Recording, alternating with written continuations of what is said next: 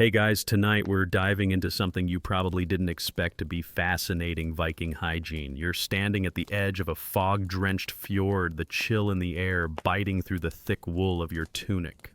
The faint clang of a blacksmith echoes in the distance, but you're more focused on the man squatting by the stream, combing his long blonde beard with what looks like a polished piece of antler.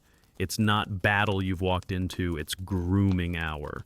You probably won't survive this, not because of bloodshed or frostbite, but because of how obsessively clean these so-called barbarians were.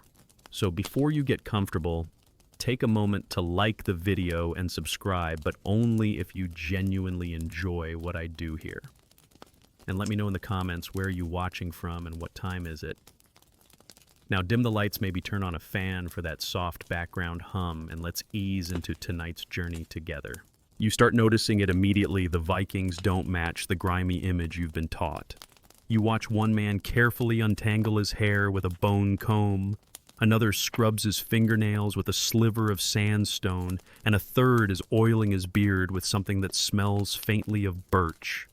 This isn't vanity, it's ritual, it's identity, and it's everywhere. You walk into a longhouse ducking beneath the heavy beam, and you're hit not with the stench of sweat or livestock, but something sharp and clean. Soap. It's lye-based and harsh on the skin, but it does the job. A woman ladles steaming water into a wooden tub, nods at you to take a seat. You hesitate. Is this normal? Very. In Viking society, cleanliness wasn't just encouraged, it was expected. A dirty warrior was a disgrace. A smelly traitor was bad for business, and a disheveled suitor, forget it. You learn quickly that personal grooming was tied to respect, power, and social mobility. Even the warriors didn't neglect it. That axe-wielding berserker. He carried a razor, a tweezer, and a comb in a leather pouch. You find it strange until you realize that looking sharp meant more than intimidation. It meant being taken seriously in negotiations, being respected in assemblies, and not dying alone. You're led to the stream by an older man. He's got scars white in the morning light, and he hands you a small carved box. Inside are delicate tools, a narrow knife, a pick, and a comb with runes etched into it. You ask him if these were his. No, he grins. My grandfather's. You examine the comb closely. It's worn but still effective, passed down like a sword. You realize that for Vikings, grooming wasn't temporary, it was legacy. You peek into the corner of the longhouse and see a child learning to braid hair on a carved wooden doll. It's not play, it's training. The expectations start young. You're beginning to see the pattern for a people who crossed oceans and terrorized kingdoms. They spent an impressive amount of time managing hairnails and smell. You scratch your arm. Dirt. You suddenly feel a little self-conscious. A Viking boy hands you a smooth stone and mimics a scrubbing motion. You follow suit. Later at the fire pit, men and women alike are combing, oiling, scraping, clipping. It's mesmerizing, like a slow, synchronized dance. And then someone cracks a joke about a rival clan that smells like unwashed bear fur. The others laugh. Apparently, even insults are hygiene-based. You ask one of the elders about the importance of grooming. He tells you it's about balance.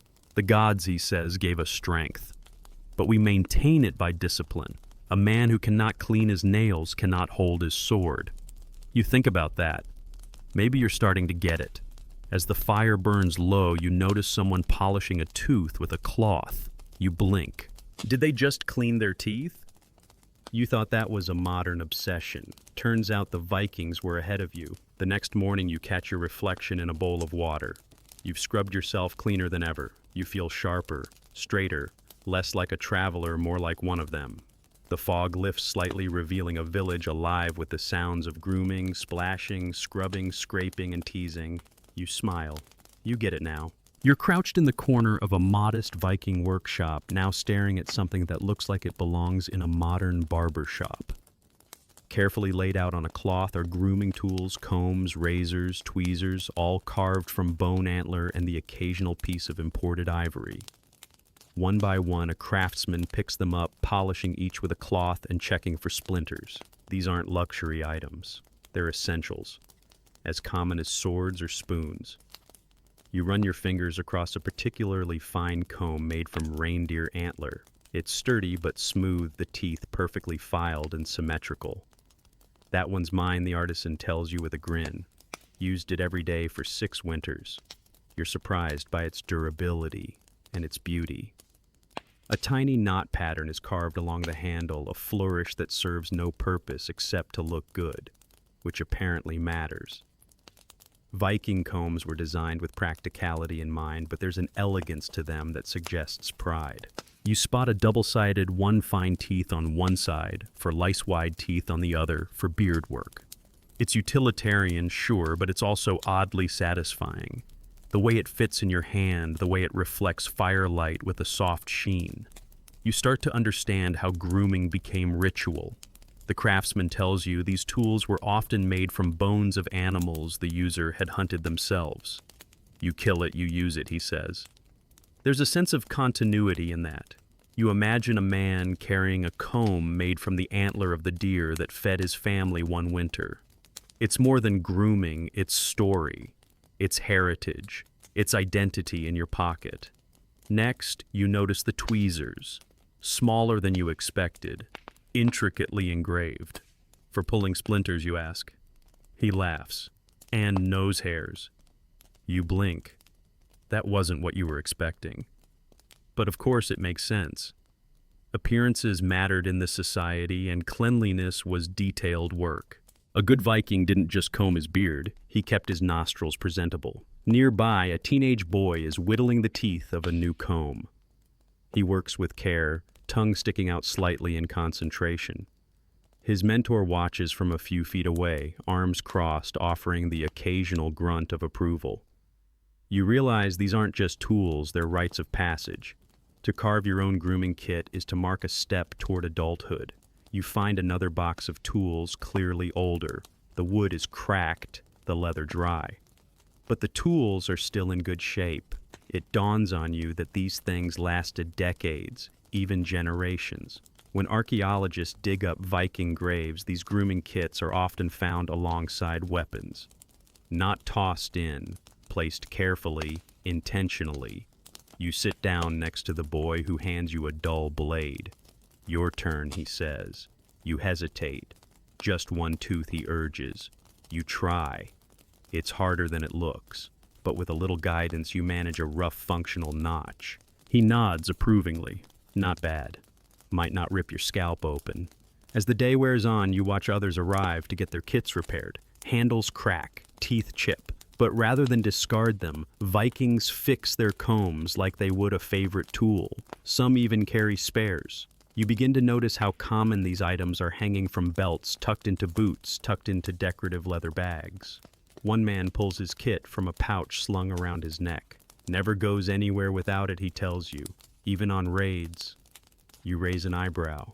You comb your beard while pillaging. He grins. Wouldn't want to look wild in front of the English. You can't tell if he's joking. Probably not. And there's more than one type of comb. Beard combs, hair combs, lice combs. You learn that some were deliberately broken in two before being placed in graves. Symbolic, maybe, or practical. Either way, it's one more sign of how vital these little things were. You're beginning to understand why so many survived the centuries. As dusk falls, a woman unwraps a cloth bundle and reveals a set of tools carved with tiny runes. Blessings for smooth hair, she explains, holding one to the light. You lean in. The carvings are shallow but deliberate. A few look like prayers, others names. You wonder who made them and for whom. The workshop glows warmly now, lit by oil lamps. Around you, the atmosphere is calm, focused, sacred almost. You hadn't expected to spend a whole day surrounded by combs, but you're strangely at peace. There's something comforting in the ritual, the repetition, the quiet pride in maintaining oneself. And as the night settles over the village, you tuck the carved tooth from earlier into your pocket. It's rough, a little crooked, but it's yours. A small reminder that even the fiercest warriors once paused, sat down, and made time to comb their beards. You're sitting on a grassy knoll above the village, watching the morning mist rise off the thatched roofs. Below you, the daily routines begin not with grunting warriors lifting weights or chanting monks in cloisters, but with washing. You see it everywhere. People scrubbing arms, scraping dirt from under nails, rinsing faces in stream water so cold it could crack stone. You expected toughness, but not tidiness. Your modern instincts kick in. Weren't they supposed to be filthy? The movies, the museum mannequins, the Halloween costumes, they all painted the Viking as mud-caked and feral. But you're starting to notice that the reality is something stranger. The cleaner you are, the more respectable you are. Filth is failure. Grime is shame. It's not just about not being dirty, it's about being presentable. A tall man stomps up the hill and sits beside you. His boots are worn, his tunic patched, but he smells not bad. Earthy maybe, smoky even. He nods toward the stream. You going to clean that dirt off your neck? You hadn't noticed it. You rub at it, not just for looks, he adds. Helps keep sickness away. You realize this isn't vanity. It's survival. He pulls out a tiny stick, chews one end, then uses it to rub at his teeth. You blink. Is that dental care? He grins, softens the breath. The stick smells like mint and bark. You hadn't expected that. Apparently Vikings didn't either. Historians still debate whether dental hygiene was widespread or just practiced by the elite. Still, the evidence piles up. Excavated latrines show traces of soap. Hair combs found in graves show signs of wear. And not just adult graves, children had grooming kits too. The message is clear. Cleanliness was part of daily life, not a special occasion ritual. You start walking through the village, and you notice people cleaning after everything. After a meal, rinsing hands. After crafting, scraping soot and metal flecks from fingers. Even after prayers, rubbing the skin clean as if purifying the spirit. There's a rhythm to it, one you hadn't expected. You sit beside a young girl washing vegetables in a bucket. She offers you the water after. You hesitate. It's just carrots, she says. You dip your hands, cold but refreshing. She hands you a sliver of soap, dried gray rough to the touch. You lather up. Your hands tingle. It smells faintly of ash and fat, homemade, harsh, but it works. A woman nearby leans over and rinses her hair with water from a birch bark bowl. She tilts her head, wrings it out, and combs it with care. Her daughter mimics every motion. It's intimate, routine. You realize dirt doesn't mean you're closer to nature. For them, nature is something to respect and adapt, to not wallow in. You glance around. There's not a man, woman, or child who doesn't have some small object for grooming on them. Tied to a belt, tucked in a pouch, hanging from a string. Cleanliness isn't occasional. It's constant. And it's not just for themselves.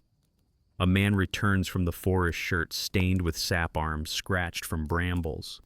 Before he greets anyone, he washes his face. Before he eats, he scrubs his hands. Before he speaks, he checks his teeth in a pool of water. You ask why. Respect. He shrugs. No one wants to talk to a pig. That word sticks with you. Respect. You thought it was about appearances, but it's deeper. Cleanliness here isn't about impressing others, it's about honoring them. To greet someone without washing is an insult. To sit beside someone while reeking of old fish, unthinkable. Later, you hear two boys arguing. One calls the other a turd-scented troll. The insult lands hard. The accused boy storms off, red-faced, muttering. You laugh until someone leans over and says seriously, he'll have to wash twice before his mother lets him inside. And they mean it. You see more of it the longer you stay. A young couple on a date, both freshly washed, smelling of pine resin. A group of blacksmiths scrubbing soot from their arms before sitting down to supper. A widow placing a clean comb in her husband's grave hands, trembling. Cleanliness isn't just a habit, it's woven into their rituals, their morality, their identity. And then there's the fringe detail you didn't expect. Some Vikings may have scented themselves. Theories abound about herbs tucked into clothing oils rubbed into beards. One account even describes a man arriving in a foreign court and being complimented for smelling better than the nobles. You smile. You're starting to realize how complex this image really is. Not brutes, not beasts, but people who balance brutality with baths, warfare with washing, raiding with rinsing, not because they were vain, but because they believed dignity started at the surface. You wake to the soft hush of a cold northern morning, the kind that paints frost on wooden beams and breathes mist into every crevice. It's Saturday, or as the locals call it, Logardag, the original bath day. Across the village, the atmosphere has shifted. It's not a feast day, not a raid day, it's cleaning day, and you're invited. Steam rises from buckets near fires, water heating slowly in wide iron cauldrons. Children scurry with bundles of cloth, and you spot a man lugging fresh birch branches. A woman waves you toward a half-covered shelter where several wooden tubs are lined up. You'll feel better after, she promises. You're skeptical, a group bath with strangers. But she's already gone off to tend to her own preparations. Inside the bathhouse, really just a drafty lean-to, you settle into one of the tubs. The water stings at first, biting cold edges, clashing with steaming warmth. Around you, others soak chat scrub. A boy climbs into his mother's tub, shrieking with glee. Soap sloshes. Hair is washed. Someone starts humming. It's not glamorous, but it's deeply human. You expected a quick rinse. Instead, this is ceremony. The birch branches come into play, softly striking skin to open pores, stimulate circulation, and apparently show toughness. Don't flinch, someone warns with a grin. You flinch anyway. It smarts. One man carefully shaves another's neck with a knife as steady as a surgeon. You're told trust is built this way, grooming as bonding. Nearby, a group of teenagers compare combs like modern kids flashing phone cases. One is carved with a dragon. Another glints with metal inlays. There's pride here, not just hygiene. Then someone brings up the origin of Saturday. The conversation shifts into storytelling. You hear that Logardag, literally washing day, is one of the few linguistic fossils that remains almost unchanged. Old Norse to modern Scandinavian languages, and eventually into English. Saturday. Someone chuckles the day to wash your butt. You laugh and soap bubbles up your nose. The mood is casual, playful, but meaningful. A scholar would note that these communal bath rituals reinforced bonds, gave structure to the week, and kept disease at bay. But you're too busy scrubbing your knees and trying not to slip. Later, as clothes are wrung out and hair braided, the mood turns softer. People linger. They swap stories. An elder retells the tale of a man who refused to bathe for 7 weeks and was cursed with fleas until he died. No one questions the truth of it. It's folklore, but also a warning. You step outside wrapped in rough wool. The air bites, but your skin glows. You feel new, refreshed, lighter.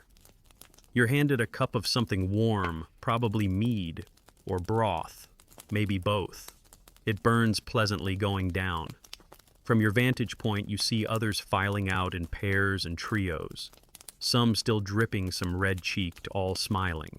Even the gruff blacksmith is humming. You realize this isn't just about being clean, it's about belonging, ritualized hygiene, collective reset, a reminder that they aren't beasts, they're part of something structured, something civilized. But not everyone agrees on how often it happened. Historians argue, was bath day truly every week? Some say yes, citing consistent linguistic evidence and accounts from outsiders.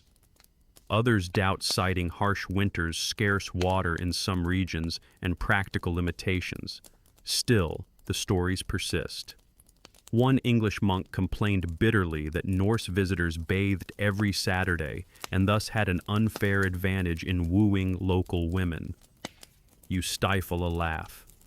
Of all things, hygiene may have been the Vikings' most potent weapon. And that fringe detail, a few grave sites have revealed tiny carved soapstones, portable and decorated. Personal pocket-sized proof that even while traveling, even in death, cleanliness came along for the ride. You're drying your feet now, toes still tingling. The soap smell clings faintly to your skin. Around you, the village feels freshly scrubbed, like someone just shook off a week's worth of dust. For a moment, everything is still. Then someone shouts, "Next Saturday we bring hot rocks," and a cheer goes up. Apparently there are tiers to this thing. Sauna day coming soon. You're walking through the market square, a muddy clearing flanked by stalls made from sagging timber and draped wool. Everywhere people shout, haggle, trade. But your eye catches on something oddly delicate, a finely carved comb being passed between two men. It's small, bone white, almost elegant. And then you notice another man nearby sharpening a tiny metal tool under the shade of a tent. Tweezers. This wasn't the Viking image you were sold. Yet here they are, traders, blacksmiths, even warriors, each with some kind of grooming implement tucked into their belts. But the real drama comes when you hear two men arguing. It's not over livestock, it's about facial hair. He trims it like a monk, one man scoffs. "At least I don't braid mine like a girl," the other retorts. Apparently beards aren't just a matter of fashion. They're status, symbol, identity, and sometimes deeply divisive. You lean in as the men escalate. One pulls out his comb dramatically and rakes it through his beard as a flex. The other responds by oiling his mustache with slow, deliberate precision. It's not a fight, it's grooming warfare. You ask a nearby woman if this is common. She laughs. Of course, men and their beards. Some grow them to look wise, others to look dangerous.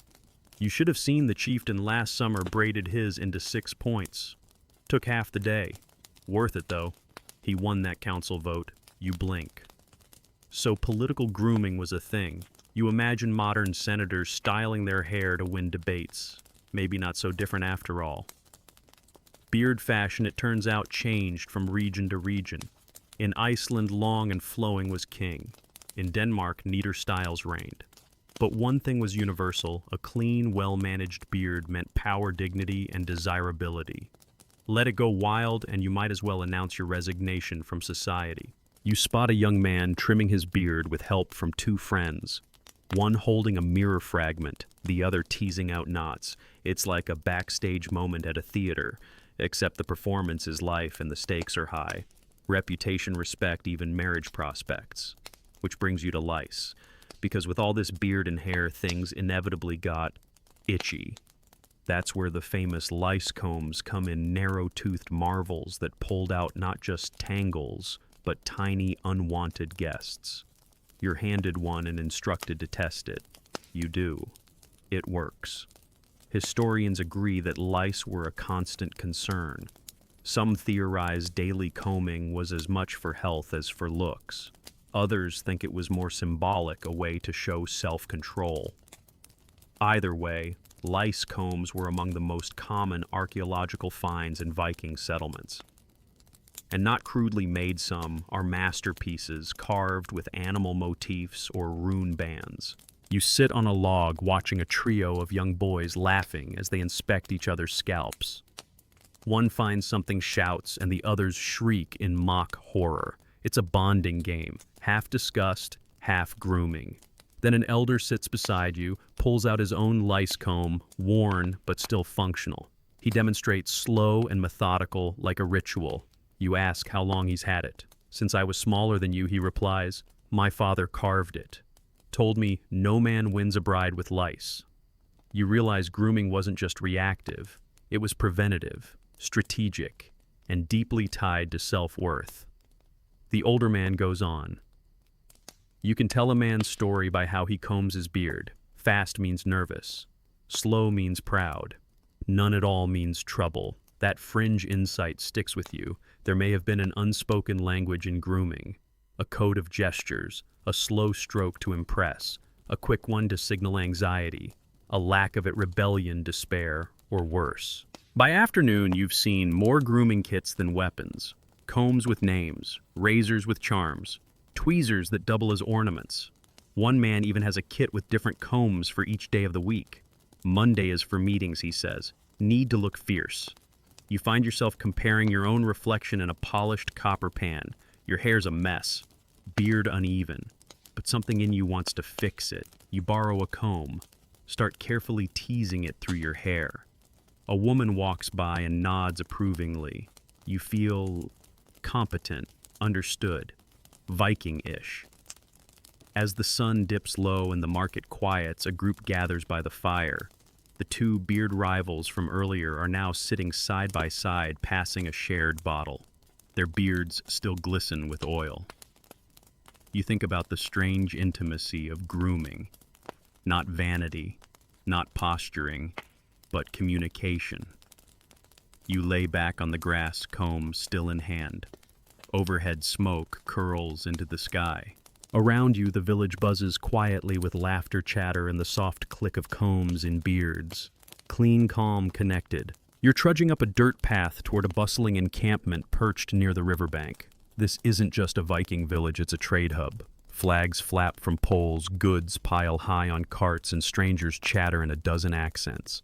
You smell saltwood smoke spices and something sharp metal oil, number beard oil. You're here to witness what happens when Norsemen meet the world. But you're distracted, everyone's too clean, too polished, and then you see why.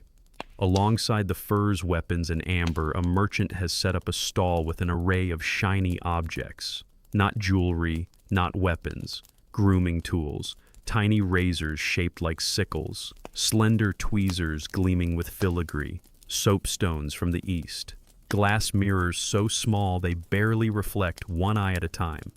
Imported from Francia, the merchant grins. You pick up a blade, it's iron thin and smoother than anything you've seen in the village so far. Turns out Vikings didn't just make grooming tools, they traded for them. Stole them, showed them off. A well-traveled warrior might have grooming implements from 5 different regions, each telling a part of his story. See this, a burly man says, pointing to his razor. Took it off a Saxon lord, still cuts clean. Some bought tools in distant markets, bartering beads and furs. Others brought back prizes of war razors from Byzantium, mirrors from Francia, even combs from the Caliphate. These weren't souvenirs, they were symbols. To carry a foreign grooming kit was to say, I've seen the world and I stayed handsome doing it. A teenage boy shows you a pouch containing a brass pick and a bone comb. Got this one in Hedeby. Traded 3 fish hooks for it. He's proud. You nod, examining the craftsmanship. The pick is engraved, the comb foldable. You didn't know that was a thing. Viking grooming innovation strikes again. You begin to notice how these kits vary in style. Frisian tools are finer, built for precision. Frankish kits favor decoration like tiny sculptures. And Eastern razors, all angles and shine. It's like fashion meets functionality. Scholars still debate how far these tools traveled. Some claim they were ubiquitous in major ports. Others argue they were elite status items, rare outside trade routes. But the archaeological record shows diversity. A grave in England contains a Scandinavian comb paired with a Byzantine razor. What kind of man was buried there? Then there's the fringe detail. A few grooming kits have been found with foreign coins tucked inside. Why? A makeshift mirror, a charm, a marker of conquest. No one agrees, but it's clear these weren't just tools. They were identity kits. You walk through the merchant rows and see how grooming is embedded in the economy. Kids run errands delivering soap. Women haggle over imported oils. A blacksmith sharpens a set of tweezers with the same care he gives to swords. Later you sit at a campfire with traders swapping stories. One pulls a razor from a hidden pocket and starts shaving his cheek by firelight. Another hands you a cloth-wrapped bundle.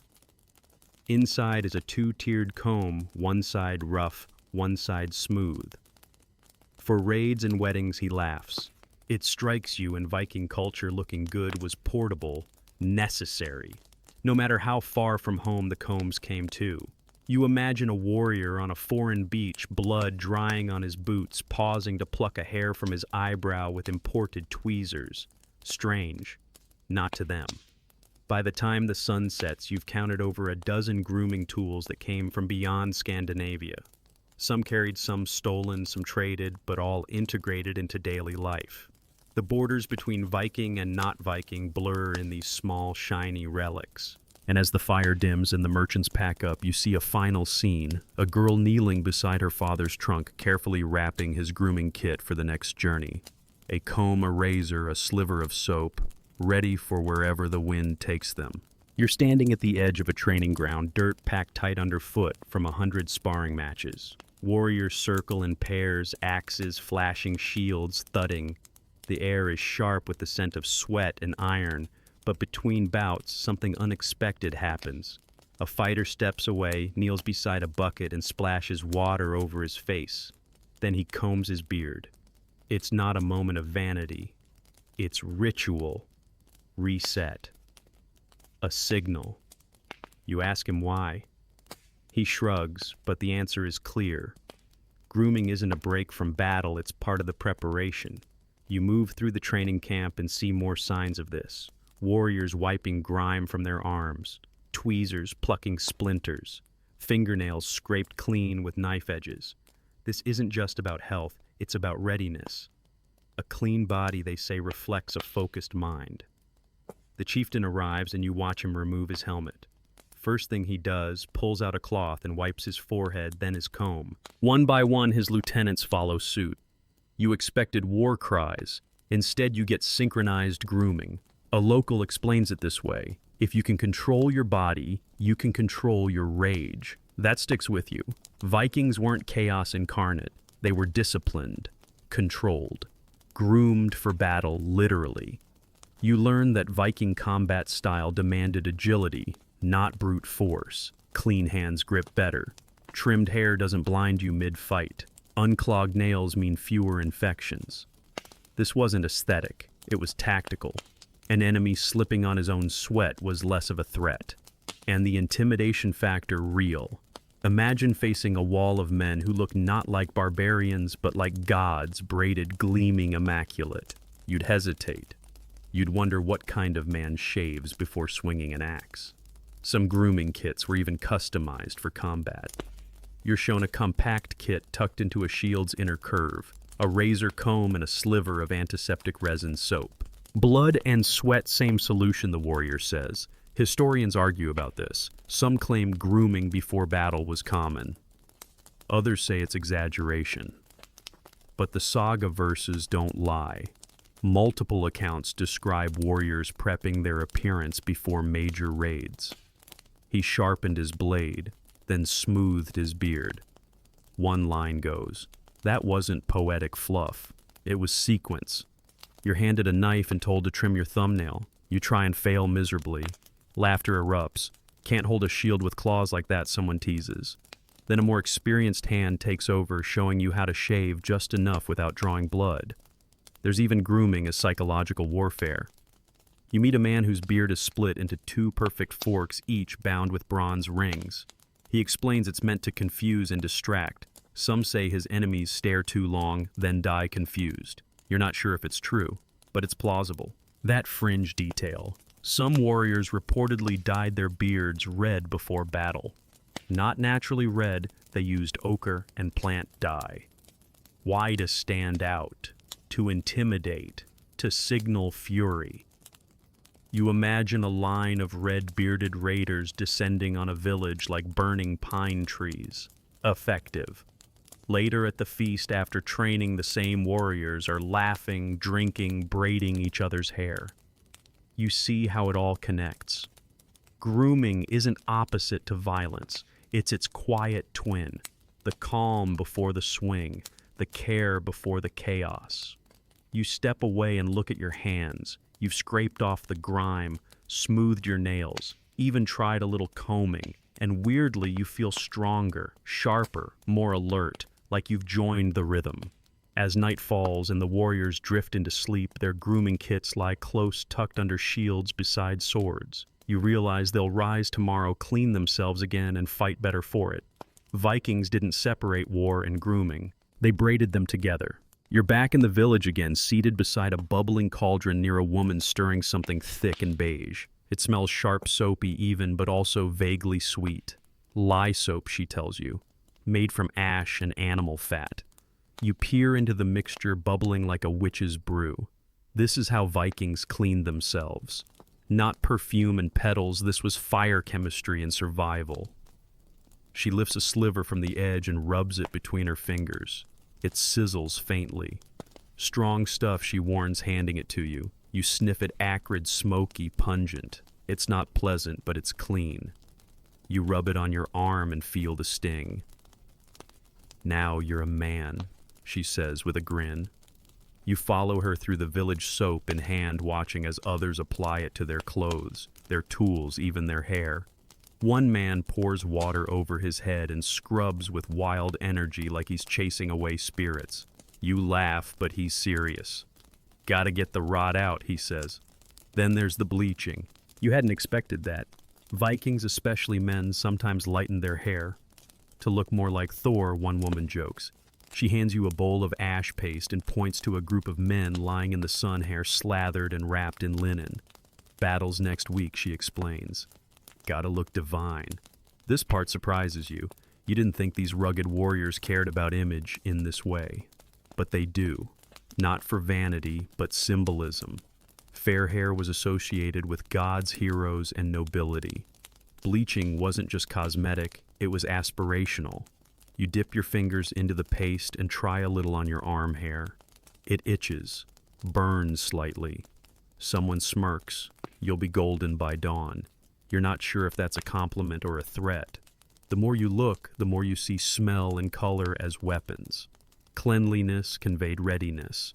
Scent conveyed status. In crowded feasts, those who reeked of pine oil or mead-soaked soapstone drew glances. Those who didn't, silence. You notice two warriors preparing for a duel. One applies oil to his beard, the other rubs soap into his neck. It's not bravado, it's ritual. They're preparing not just to fight, but to be seen, to present themselves at their best, even at their worst. You ask someone if they wore perfume. He shrugs. Sometimes birch oil, sometimes juniper. Just enough. You catch a faint whiff of something sharp and woody. It suits him.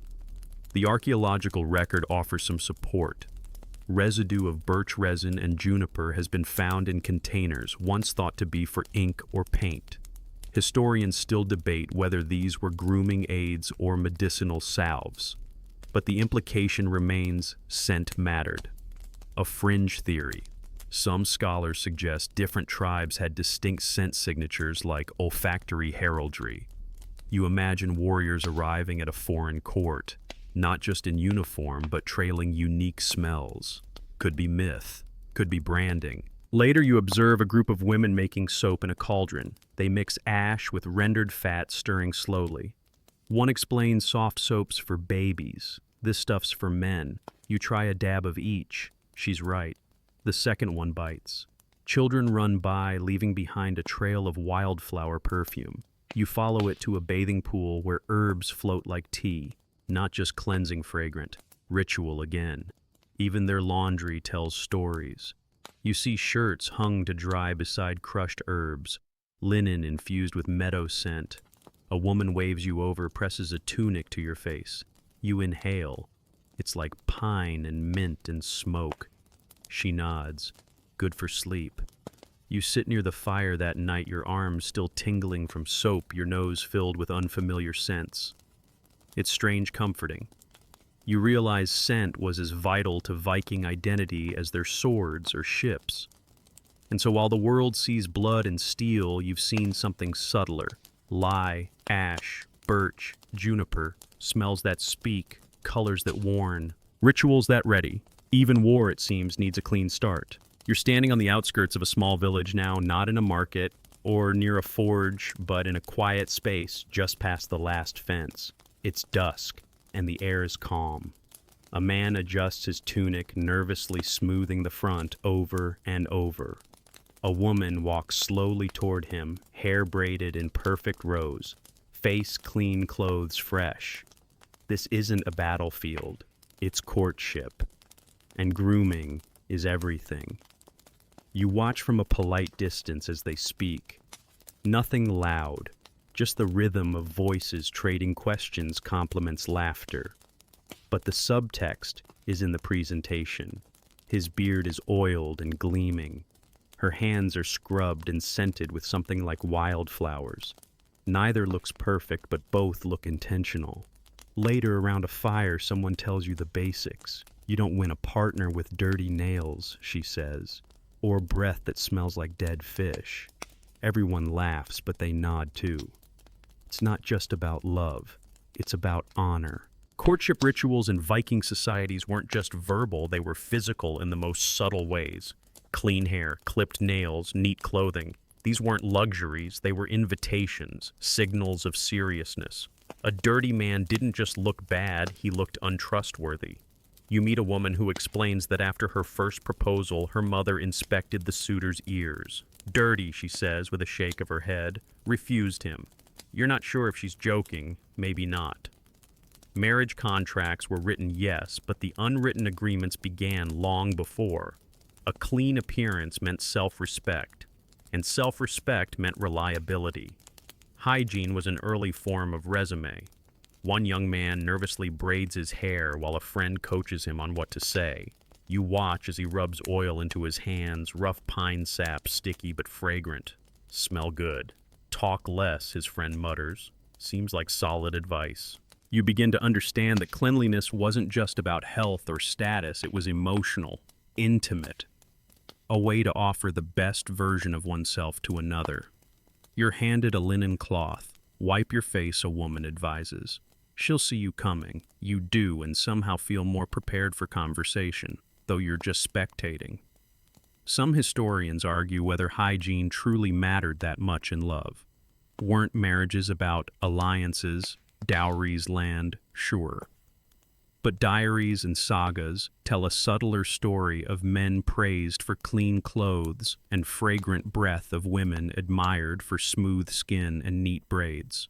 Appearances were part of the negotiation. One saga even recounts a woman rejecting a man for smelling like old milk. Brutal. But it stuck. The lesson was clear: what you smell like is what you say about yourself. And then there's the fringe detail, a love poem carved into a comb. Found in a grave, it reads, "I carry your hair in mine." Scholars debate whether it was literal or metaphorical. Either way, it tells you everything you need to know. You return to the fire pit and find the couple again. They're sitting closer now, smiling. Her hand touches his arm briefly. No grand gestures, just closeness. He's still fidgeting, but she doesn't seem to mind. Maybe because he looks like he cared. Nearby, another man is being coached by his sister on how to apply wax to his hair. Not too much, she warns, unless you want to shine like a pig. He nods solemnly. Grooming advice, it seems, is a family affair. You notice a girl weaving a garland of herbs. She places it in her hair and adjusts it 3 times before walking towards someone. Again, nothing dramatic, just a clean, composed signal. As the night deepens, couples drift toward the shadows, talking softly, walking paths lined with flickering torches, and every one of them presentable, polished, thoughtfully prepared. Like entering romance required armor not of steel, but of soap and comb. You're walking through a quiet field now, somewhere just beyond the village. The wind carries a faint chant, low and rhythmic. As you draw closer, the shape of a burial mound comes into view, freshly heaped earth, decorated with carved stones offerings laid out in symmetrical order. You realize this is no ordinary grave. It's the resting place of someone respected. And beside the sword, the shield, and the drinking horn, you see it a grooming kit. It's small, maybe 3 or 4 pieces bound together with leather cord. A comb, a pick, a razor, each worn from use, but clearly valued. Someone took care to place it here, It wasn't tossed in, it was arranged, reverently. You kneel beside the grave and let the reality sink in. For the Vikings, grooming didn't stop with death. In fact, in some ways it intensified. To prepare a body for burial was to restore dignity, to clean the hair, to oil the beard, to clip the nails. It wasn't superstition, it was duty. Later you observe two women preparing another body. They wash the skin carefully, comb the hair, slowly whispering as they work. It's not sadness exactly, it's reverence, a final act of respect. You ask if this was always done, always one answers. You don't meet the gods dirty. You hadn't thought of that. But it makes sense. To be buried clean was to arrive in the afterlife whole. It wasn't just aesthetic, it was spiritual. The dead were sent onward, looking their best with the tools to stay that way. Archaeologists confirm this. Dozens of Viking graves across Scandinavia contain grooming tools, sometimes more than weapons. Men, women, even children were buried with combs. And the kits weren't simple. Some were inlaid with silver, some wrapped in embroidered cloth. Personal, cherished. One fringe discovery. A grave in Burka revealed a comb with a hidden compartment inside a scrap of fabric and a bead. Historians don't know why. Was it a love token? A charm? A final message? The mystery lingers. Back at the mound, a priest chants quietly. Smoke from a herb bundle drifts upward. Someone places a sprig of juniper beside the comb. You're told it wards off decay. You wonder how much of this is science and how much is faith, but maybe they're the same. The funerary process often included washing, braiding, oiling. Death was not disorder, it was transition, and grooming was part of the journey. You hear stories of warriors cleaned by their comrades before battle even ended, dragged from the field, wiped clean, sent off as whole as possible. A man tells you of his brother's funeral. We bathed him in spring water like when we were boys, placed his comb in his hand. He wouldn't want to face Valhalla looking wild. You nod, swallowing hard. You begin to notice how many stories end this way, not just with a sword raised or a ship set ablaze, but with someone brushing the dead's hair, straightening their tunic, cleaning the fingernails. These aren't minor details, they're the closing chapter. Some argue this was practical cleaning the dead delayed decay, but others insist it was cultural, a final signal of care, of dignity, of community saying you mattered. And it wasn't just the rich. Even modest graves contain grooming tools. Simple ones, wooden bone unadorned but present. A sign that even in poverty appearance mattered. Not for pride, but for peace. As you rise to leave, you brush your hand across the earth. You think about the man beneath, how he lived, how he cleaned, how he prepared himself each day, and now how others prepared him in return. And when the next day begins and the living bathe in the stream, you notice something different. It's not about staying clean, it's about remembering. You find yourself in the heart of a Viking household, smoke curling from the central hearth shadows flickering across the wooden walls. It's a domestic scene, quiet, humming with daily life. Children dart between doorways, laughter echoing. And in one corner, beneath a shaft of morning light, a woman braids her daughter's hair. You watch her hands move with practiced grace, parting, twisting, binding the hair with a thin strip of leather. It's more than grooming. It's a lesson. The girl sits still, eyes closed, breathing evenly. She's learning patience, precision, pride. Viking women were masters of their appearance, not for fashion, but for ritual, for symbolism, and for sheer practicality. You're handed a comb carved from reindeer antlers, smoother and finer than any you've seen yet. Women made these, someone says, for their daughters, for themselves, for the dead. You ask to see more. You're shown hairpins, tweezers, mirrored discs. A flat stone smeared faintly with red pigment rouge made from iron oxide. For cheeks, you're told, and sometimes lips. Depends on the mood. You didn't expect this, but it fits. Beauty as armor, preparation, a shield of self-presentation. In another part of the house, a woman polishes her teeth with a damp cloth and crushed charcoal. Better than scaring the pigs, she laughs. But she's serious. Clean teeth were part of a composed face, part of being ready, for guests, for marriage, for gods. One woman explains that braided hair wasn't just attractive, it told a story. The number of braids, the way they looped or hung the charms, worked into the strands all carried meaning. Some denoted widowhood, others fertility, still others battle readiness. Hair as narrative. Historians still debate how widespread such practices were. Were tooth cleaning and cosmetics everyday events or rare indulgences? Some argue only the wealthy had access to such rituals, but graves and artifacts suggest otherwise. Even modest households contained grooming items, combs, oil pots, even tweezers made from scavenged metal. And then there's the fringe theory. A carved panel found in Oseberg depicts women seated in a circle, combing one another's hair, surrounded by animals and spirits. Is it myth symbolism or a scene from real life? Some scholars believe it reflects a ritual of preparation before religious ceremonies. You sit with a group of girls now watching them weave each other's hair. One hums softly, another giggles. A third is scolded for pulling too tight. You're struck by how universal this is, a ritual of bonding, quiet intimacy passed down through generations. In a basket nearby you find beads, glass bone amber. Some are sewn into hair bands, others dangle from pins, each with a story. A trader's gift, a mother's legacy, a memento from a long-dead aunt. These are not decorations, they are history. You ask one woman why she spends so much time grooming. She answers simply, "Because I know who I am." You don't ask again.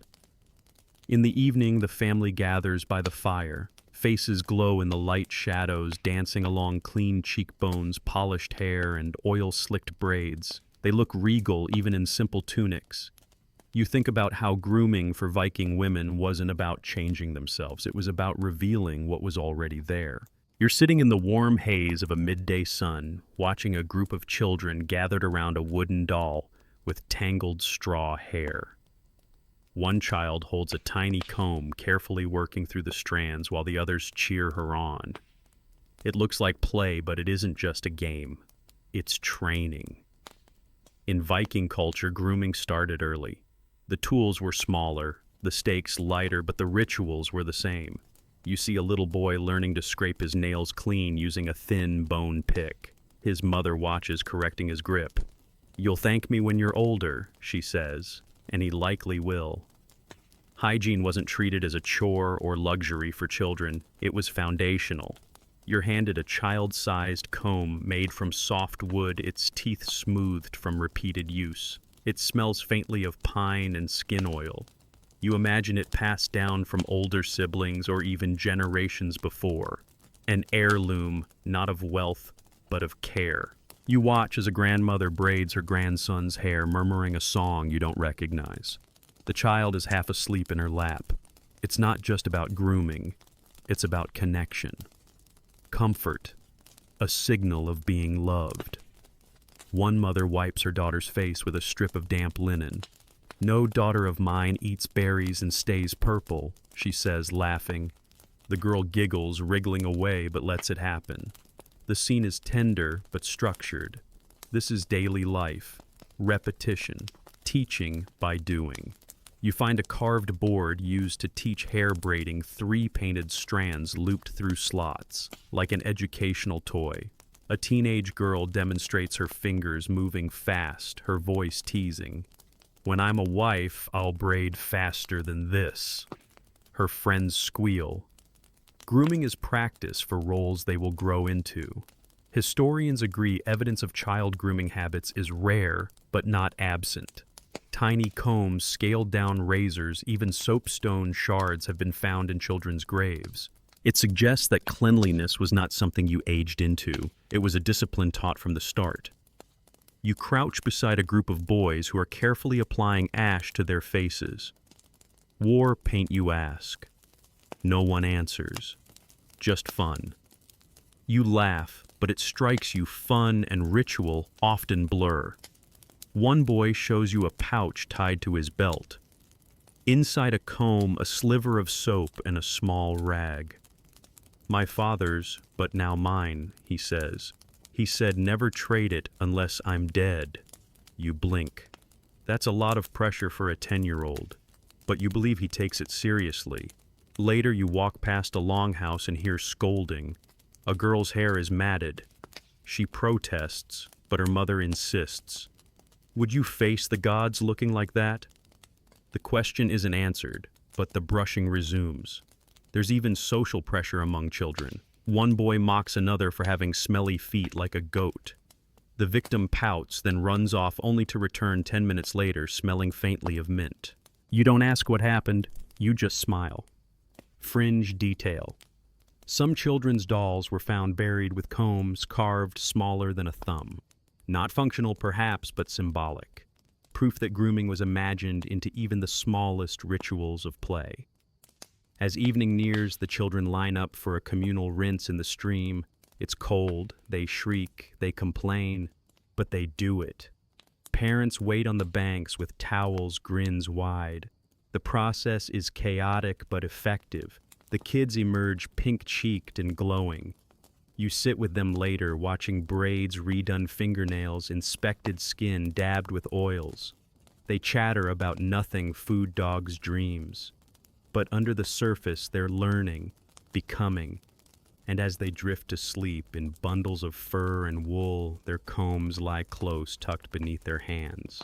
Not toys, not decorations, but tools for becoming Viking. The sun is barely up when you follow a small procession up a wooded path. No one speaks loudly. A few hold herbs. Others carry carved bowls or bundles wrapped in linen. They're headed to a clearing where a small altar stands ringed by standing stones. This is sacred ground. And today's ritual includes grooming. A woman kneels and unwraps her bundle. Inside are grooming tools, a comb, a cloth, a small pot of oil. She begins to clean her hands, her face, her hair. Beside her, others follow.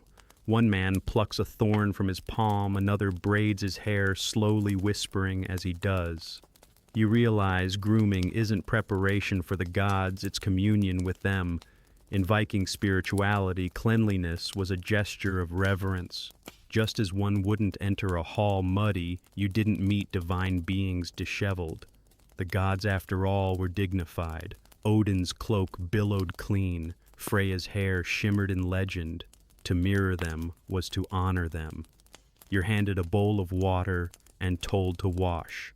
Not to look good, the elder says, to be ready. You splash your face, the water is cold and sharp. You blink and something inside you quiets. There are references to grooming in the sagas tied directly to ritual, before sacrifices, before births, before marriage, oaths. Clean hands, combed hair, clipped nails. The body wasn't separate from belief, it was the vessel through which belief was shown. You sit beside a boy who is polishing a bronze ring. It belonged to my uncle, he says. He wore it clean. You nod, understanding that even jewelry had to reflect order, purity, intent. One fringe interpretation suggests certain grooming items were passed through ritual smoke or anointed before use, imbuing them with protection or luck. A carved razor found near a shrine bore rune inscriptions, possibly a blessing or a warning. Nearby, a woman paints a red line under each eye. Not decoration, a mark of mourning. Or perhaps strength. You don't ask. You know by now that grooming carries meaning, sometimes personal, sometimes spiritual, always deliberate.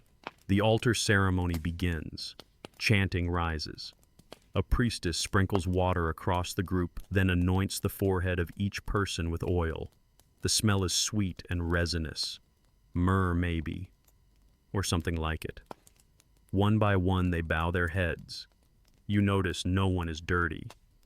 Even those who've come from far away took time to clean, to prepare, to show up not just present, but purposeful. In this moment, grooming isn't routine, it's offering. Some historians argue how widespread this practice was.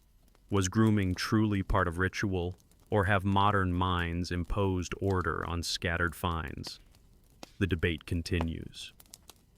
But saga, poetry, and grave goods point to a culture where body care and belief intertwined. The ceremony ends. People rise slowly, some tearfully, others renewed. They file away silently, their grooming tools carefully packed back into cloth bundles tied tight. These aren't luxuries, they're relics. As you descend the hill, a girl stops to rinse her hands in a stream. She cups the water like it's holy. Maybe it is. You feel your own hands still damp, still tingling from the oil. You breathe in. The scent lingers, earthy, floral, strange. Clean now. Ready. As they believed the gods expected. You're sitting in a smoky longhouse filled with laughter, the clatter of bowls, and the slow rhythmic strumming of a lyre. The air is thick with the scent of mead and roasting meat, but what really cuts through is the conversation. Not politics, not war, but gossip, specifically grooming gossip. One man leans in, lowering his voice to a whisper. "Did you see Thorvald's hair at the feast last week? Looked like he combed it with a fork." Laughter erupts. Another chimes in. "I heard he hasn't washed since the spring rains." The jokes flow as fast as the drink. Grooming, or the lack of it, is social currency. You realize something in Viking society. Cleanliness wasn't just personal. It was public. A visible, sniffable, plateable statement about who you were and how seriously others should take you. In the sagas, insults about grooming could ruin reputations. One saga tells of a man whose enemies claimed he smelled of rotting goat. He responded by challenging them to a duel. Words mattered. So did scent. You hear another tale about a chieftain who lost favor after arriving late to an assembly, his beard uncombed, his breath sour. Even the gods turn their noses, someone jokes. Everyone nods. Not a metaphor, a lesson. A nearby woman retells an epic insult thrown across a feast table.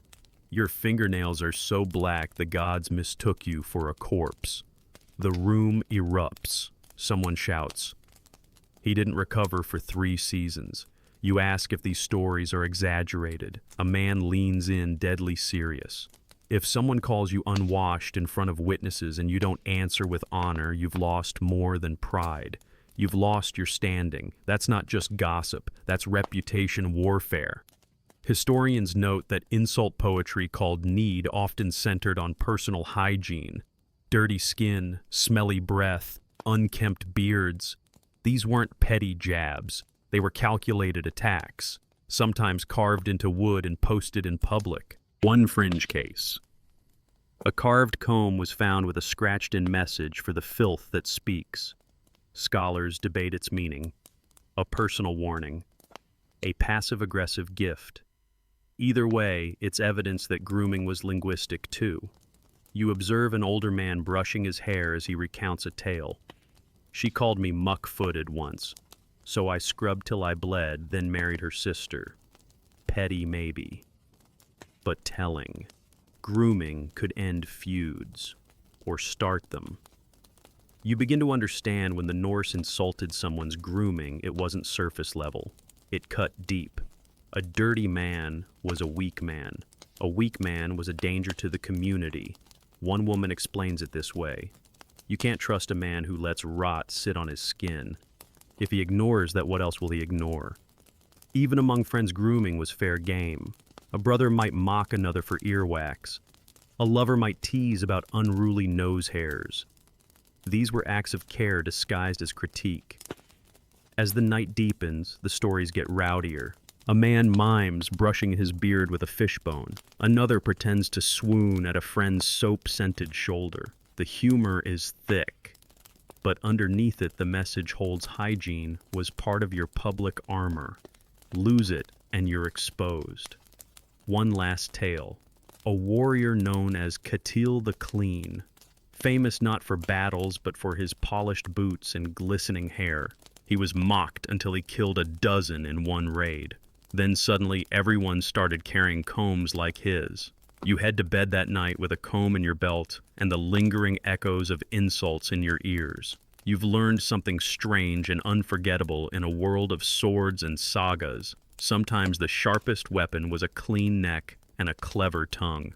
The wind slaps your face as the longship crests another swell sea spray, soaking your cloak and stinging your eyes. It's cold. It's loud. The rowers chant under their breath, oars slamming in rhythm. But what surprises you isn't the waves or the speed, it's the smell. Not bad. In fact, kind of clean. You glance around. Men are tightening braids, smoothing cloaks, checking their beards in the polished back of a shield. On a long ship, mid-voyage, you lean in closer. One man has a small pouch open inside is a comb, a tiny mirror, and what looks like a linen-wrapped sliver of soap. You blink. You groom while sailing. He grins. Better than showing up looking like a drowned rat. Turns out Vikings didn't abandon grooming just because they were on the move. If anything, it became more important. You never know who you'll meet when you land another jokes. A god, a king, or a bride. Freshwater barrels are lashed between benches, and every few hours you see sailors splash faces, scrub hands, even swap tweezers to deal with splinters. It's not luxurious, but it's deliberate. The ship's commander walks the deck. His beard is immaculate. You ask how he keeps it that way.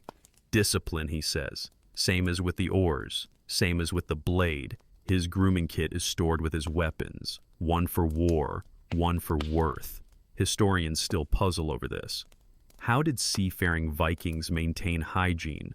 Weren't they on open boats for days or weeks? Some argue they carried herbs, oils, and small water supplies. Others suggest grooming kits doubled as ritual objects, combing before battle to summon calm. You find a woven pouch tied under a seat.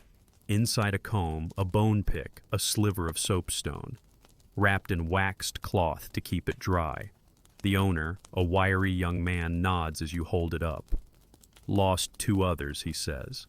Won't lose this one. Even children aboard learn the habits. A boy scrapes grime from under his nails with a fishbone. His sister braids his hair, grumbling at the knots. You'll embarrass us when we land, she mutters. You grin. Sibling shame spans centuries. There's a rhythm to it. Eat, row, clean, rest. Grooming becomes part of the voyage cycle, not a chore, a ritual, a reclaiming of order amid the chaos of the sea. Some longships had tucked compartments for essentials, dry rations, small weapons, and yes, grooming kits. Others stored shared soapstones and cloths in the prow. One tale even describes a man who refused to raid until he'd washed his feet. Wouldn't die dirty, he said. You consider the logistics. How did they rinse? You're shown how to collect rainwater in shields, how to warm it on metal pans left in the sun, how to filter it through cloth to remove salt. Takes time, they admit, but worth it. Fringe detail. One recovered longship had a sealed box under the captain's seat containing grooming tools and a love letter etched into a comb's handle. It read, "Return with your beard unbroken." Historians still debate the meaning. As the voyage continues, you watch how grooming becomes performance. Before landfall, everyone freshens up. Faces splashed, beards oiled, tunics smoothed. Look fierce, someone says. And clean. It's almost ceremonial. You reach the shore. The longship glides in with eerie silence. The crew steps off immaculate despite the days at sea. Villagers watching from the hills expect monsters. What they get are men who look like marble statues. Beards glinting, hair braided, composure radiating. You realize then Viking grooming wasn't limited to home. It traveled. Over oceans, through storms, into battle. Because wherever they went, they didn't just arrive. They presented themselves. You're seated by a monastery wall far from the northern shores, watching a monk scribble into a manuscript with cautious strokes. His robes are clean, his face lined with worry, and when he glances up to speak, you brace yourself. They came from the sea, he says, and they smelled of herbs. You blink. That's not what you expected. The monk continues. Not beasts, not savages. They were tidy. Braided hair, oiled beards. It was unsettling. Turns out the Vikings' hygiene didn't just serve them at home or on the road, it made waves among their enemies. Enemies who, perhaps expecting filth, were faced instead with men who looked like gods and smelled like pine.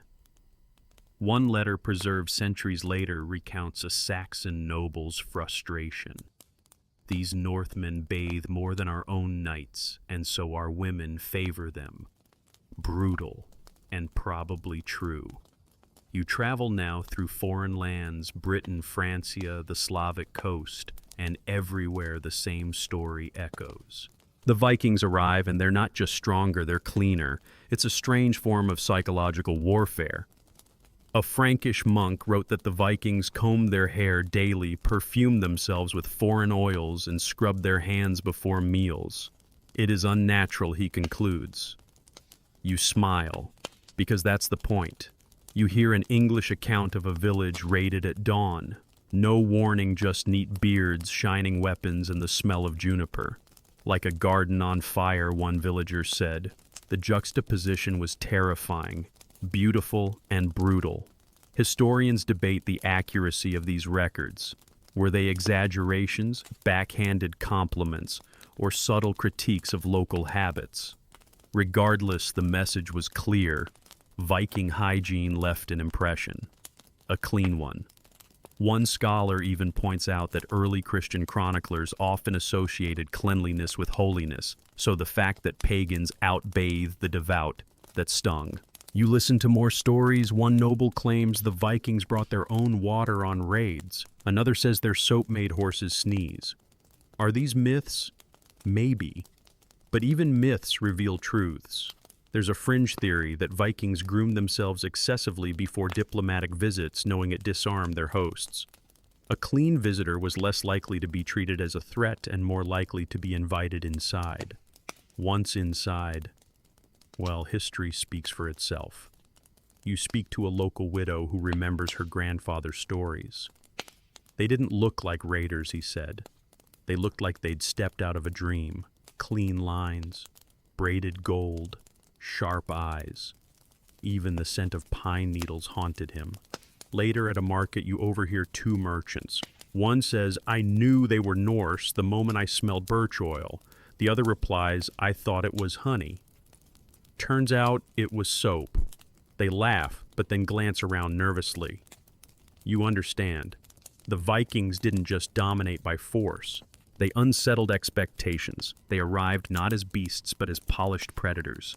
That evening you sit by a fire and think about those first impressions. How many times were the Norse underestimated because they looked too composed, too clean to kill? You remember one last story of a king who fled his throne, not at the sight of longships, but at the moment he saw their crew hair shimmering in the sun, faces clean, formation perfect. They looked, he said, like death dressed for a wedding. You're crouched in a trench soil, dark and damp between your fingers, watching as an archaeologist gently lifts a small object into the sunlight. It's not a coin or a weapon, but a comb. Bone, smooth-edged, cracked with age. Everyone leans in. This is a find. You've followed the dig team to an old Norse settlement site in modern-day York, once Jorvik.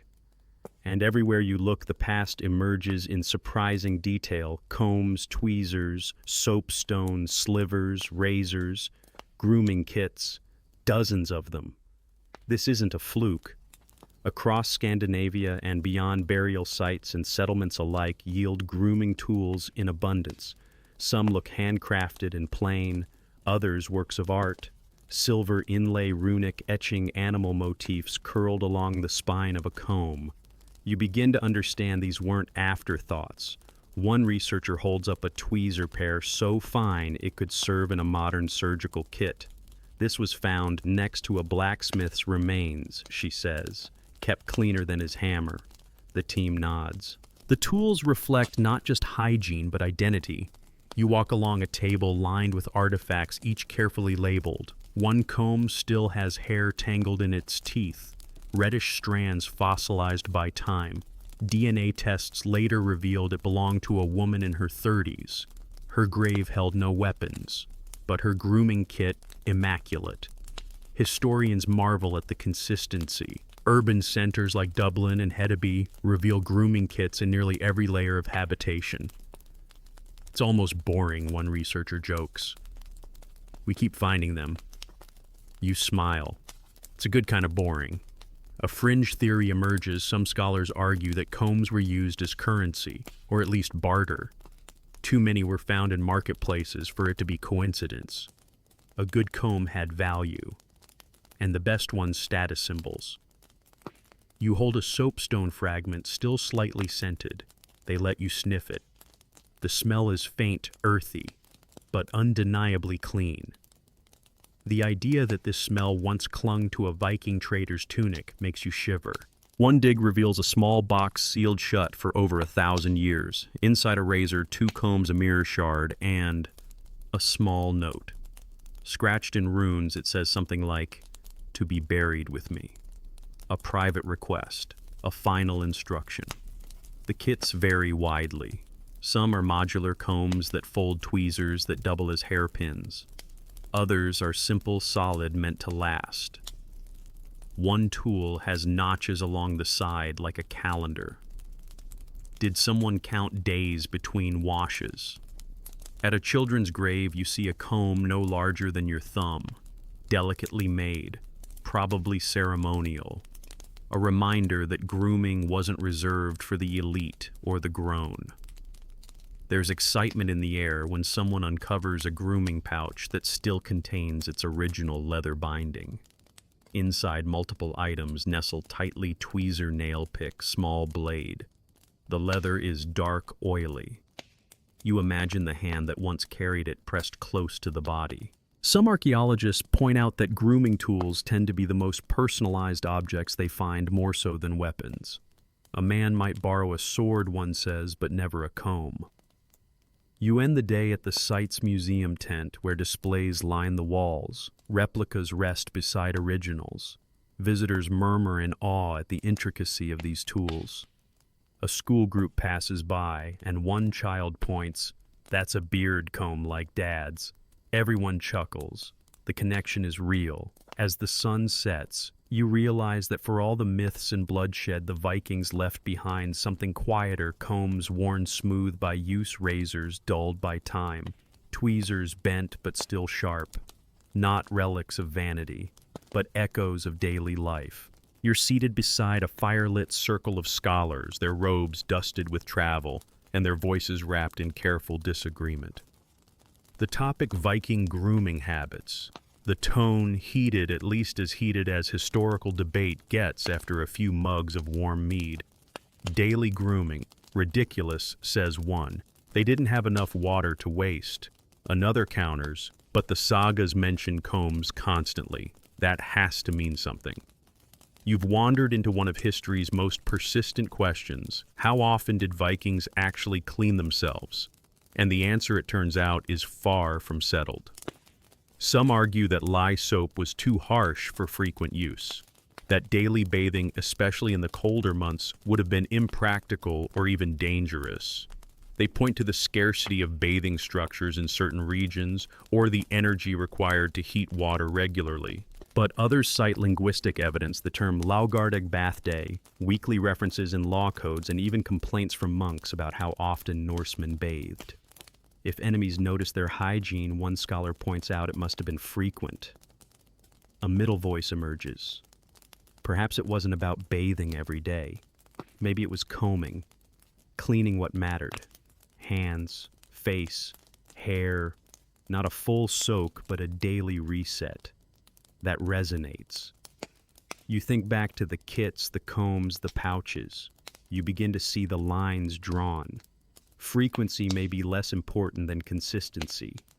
Vikings may not have scrubbed from head to toe daily, but they certainly maintained a ritual of presence, a routine that kept appearances tidy and infections at bay. There's also geography to consider. Coastal settlements with stream access likely bathed more. Inland farmers, maybe less often, but grooming tools appear in both places, blurring the divide. A fringe theory. One scholar suggests that grooming rituals were seasonal, intensified before harvest festivals, weddings, or sea voyages. The every Saturday rule then might have been aspirational rather than literal, like modern resolutions, more honored in spirit than practice. You're shown a law code from medieval Iceland. It lists fines for failing to maintain personal hygiene at assemblies. Not bathing, but grooming, combing, being presentable. You read the clause aloud and everyone nods. Not vanity, social contract. The scholars pull out a reproduction of a comb from Hedeby, worn almost smooth. This was used, one says. Not stored, not ceremonial. You imagine fingers passing through hair, the scrape of bone teeth across a tired scalp. Daily life rendered in gesture. Others point to remains of communal bathhouses found in larger settlements. Heated stones run off trenches lie soap residue, not luxury spas. Functional places. These existed, someone insists. They don't build things they don't use. Even the monks had a grudging respect.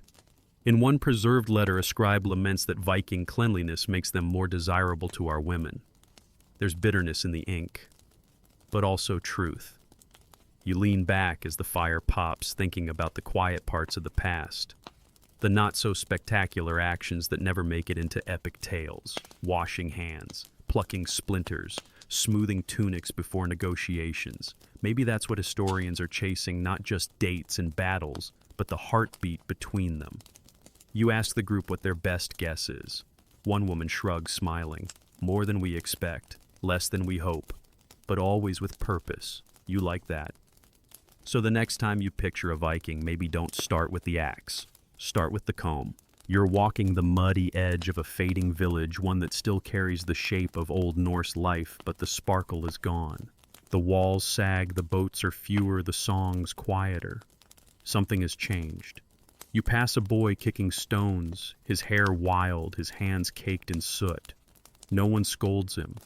That's what strikes you first. You find an elder sitting on a log comb in hand, but he's not using it. Just turning it over again and again like a memory. He sees you watching and shrugs. Used to matter more, he says. You've arrived at a turning point in the Viking story, the slow erosion of grooming culture. Not all at once, not everywhere, but enough that it leaves a mark. The Christianization of Scandinavia brought new ideas, some reinforcing cleanliness, others muddying it. Bathing shifted from ritual to guilt. Modesty wrapped its fingers around public grooming. Vanity became sin. Soap was still used, but without the same ceremony. You visit a converted village church and find a basin near the entrance. For washing hands before worship, you dip your fingers in. Cold, functional, clean, but not sacred the way it once was. The meaning is different now. Some historians argue this shift came not from religion but economics. Trade routes changed. Lye soap materials grew scarce. Imported oils fell out of reach. Cleanliness became costlier, one scholar explains. So people adjusted.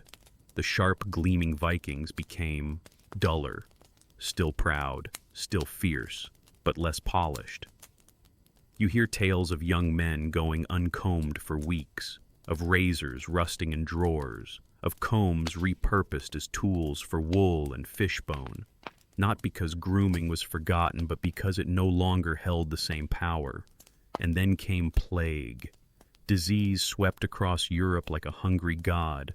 In its wake, cleanliness was redefined. Soap became medicine, combing a desperate act of prevention, baths a risky gamble between infection and exposure. Fringe detail.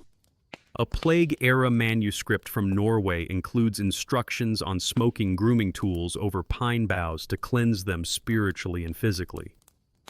The science is questionable, the fear palpable. You visit a grave site from that period, no grooming tools found. Just a tattered belt, a rusted knife, and bone fragments. It's not neglect, it's a shift. A generation who still remembered the rituals but didn't pass them on.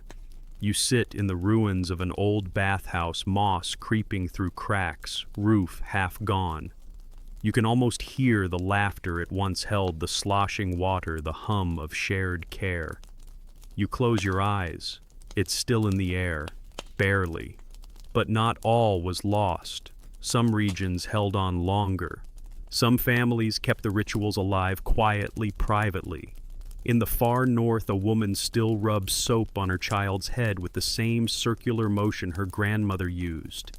You saw her yesterday. She didn't speak of it. She just did it.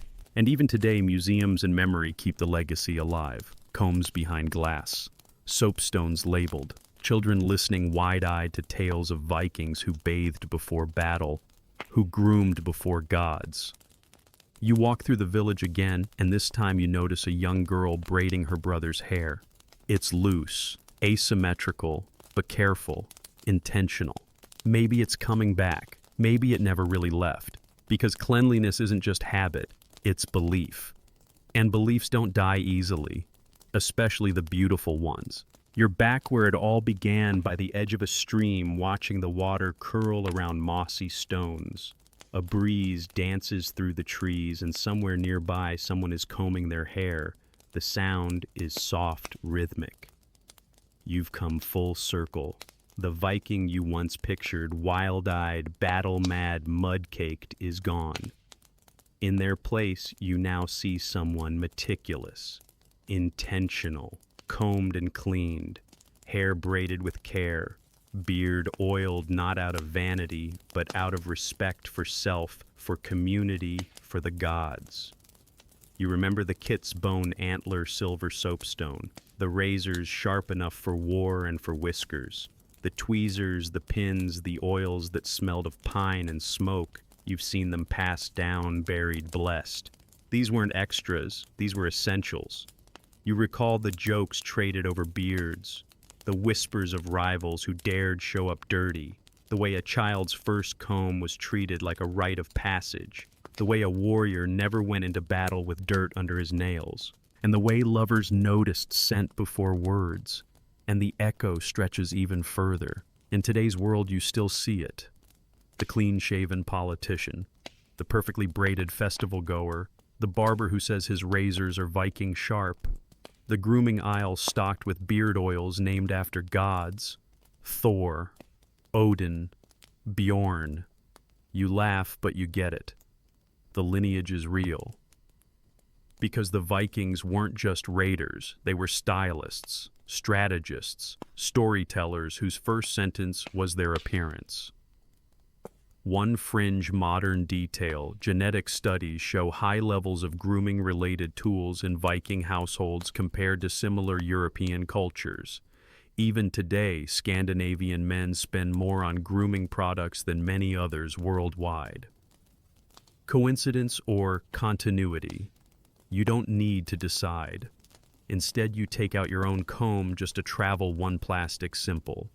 But you feel the echo as it passes through your hair. You imagine it carved from antler. You imagine your great-grandchild finding it, wondering why it mattered. And you smile, because you know. Now let's soften everything. Let's drift a little. The fire has dimmed. The sounds of laughter, of brushing, of splashing water, they're all behind you now. There's just the hush of leaves and the gentle gurgle of the stream. You close your eyes. Maybe you're still on a long ship. Maybe you're back in the village. Or maybe, just maybe, you're lying in your own bed, warm, clean, and ready for dreams. You've walked through centuries tonight, through fog and steam ash and oil bone and silver, and you saw that in every quiet corner of Viking life someone was combing, someone was caring, someone was saying, I am here, I am clean, I am ready. So breathe in, slowly, let it settle. There's nothing else you need to do. Just rest. Sleep well. End of script. Sweet dreams.